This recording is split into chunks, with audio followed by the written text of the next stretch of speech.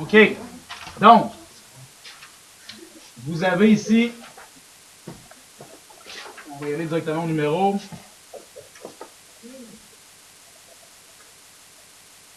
Donc, vous avez 3 poupées russes ici. Vous connaissez le principe des poupées russes? L'une s'emboîte dans l'autre. Donc, absolument, il faut que ces poupées russes-là aient la même forme, okay, pour que l'une rentre dans l'autre. Sinon, s'ils n'étaient pas semblables, les figures entre elles, ça ne fonctionnerait pas. Imagine si elle est carrée, elle ne rentre pas dans celle-là, c'est sûr et certain.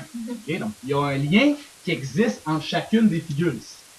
On veut savoir, avec les données qu'on donne, le 20 cm pour la hauteur de celle-là, le 12,5 et le 6,25, on veut savoir quelle est la largeur de la figurine A. Okay? La largeur, c'est la donnée qui est ici comme ça. On veut savoir cette donnée-là. Okay? Celle de la figure B est de 5 cm. Okay? Donc, on connaît quoi ici? On connaît la largeur de la figurine B. Donc, regardez bien, le lien existe entre les deux ici. On va trouver le lien qui existe entre les deux figures. Ouais? Qu'est-ce qu'on trouve ici? On trouve le rapport de similitude. Regardez bien, mon rapport de similitude, c'est 20 cm sur 12,5. Les étudiants vont me poser une question. Ouais, mais c'est quelle l'image? C'est quelle l'initiale? Okay? Une question qu'on peut se poser. Moi, quand dans le problème, c'est pas dit comme question, qu'est-ce que je fais? J'applique directement la grosse comme étant l'image. Comme ça facilite les choses. Je vais obtenir un rapport de similitude plus grand que 1. C'est plus facile à manipuler. Donc, si je prends la petite comme étant j'agrandis la petite pour arriver à la grosse. Okay? Si je prends l'inverse, c'est plus difficile à concevoir et à faire, mais ça se fait quand même. Donc ici, 1,6. C'est-à-dire que la hauteur a été multipliée par 1,6. C'est-à-dire que la base ici qui mesure 5 va être multipliée également par 1,6.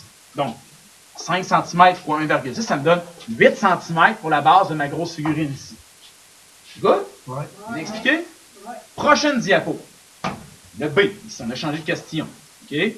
Donc, quel est le périmètre de la figure B si celui de la figurine C est de 17 cm? Donc, le périmètre de la figure B, tout le périmètre, c'est le contour de la figurine C, okay? C'est 17 cm.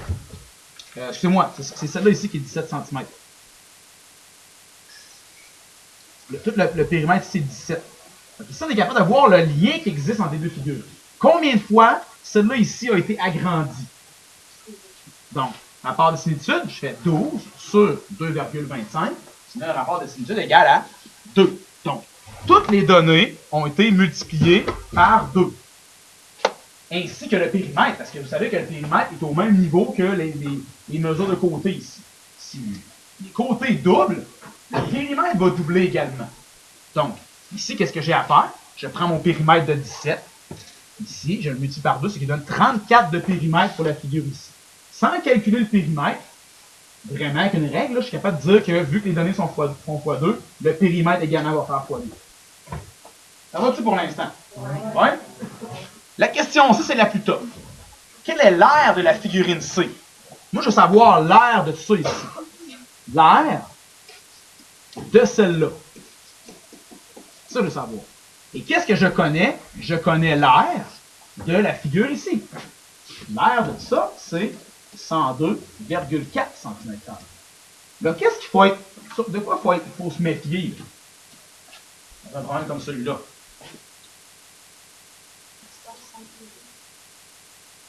Regardez bien ce qu'il y a à faire au tableau.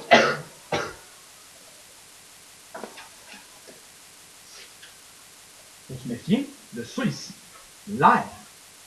L'air de la figurine C. Donc, si on parle d'air ici, il va falloir faire attention au rapport de similitude et au rapport des airs.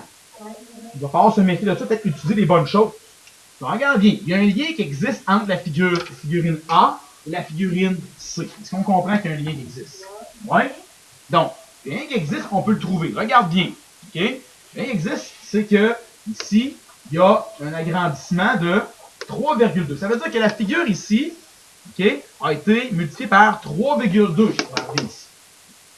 L'air, par contre, est-ce que l'air va faire fois 3,2 aussi? Non.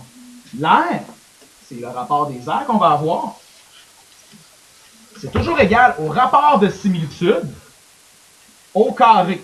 Donc, quand vous calculez en passant votre rapport de similitude au carré, qu'est-ce que ça donne? ça donne 10,24. C'est-à-dire que les côtés font fois 3,2, mais l'air de toute la figure ici fait fois 10,24. L'air augmente pas mal plus que les côtés. C'est normal. C'est des unités au carré. Donc, si je dois faire fois 10,24 pour obtenir l'air de la grosse ici, okay, et que je connais l'air de la grosse qui est 10, excusez-moi, qui est de 102,24. Donc, j'ai fait, en passant, j'ai fait excusez-moi, 0,4 comme ça. J'ai fait fois 10,24. Comment faire pour revenir en arrière et trouver l'air de celle-là? Je vais diviser par 10,24. Est-ce que vous me suivez? Oui.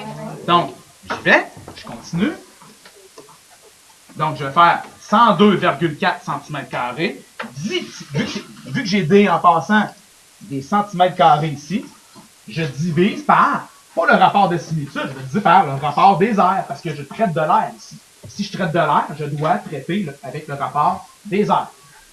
OK, donc, 102,4 divisé par 10,25, ça donne ici 10 cm². C'est la bonne réponse.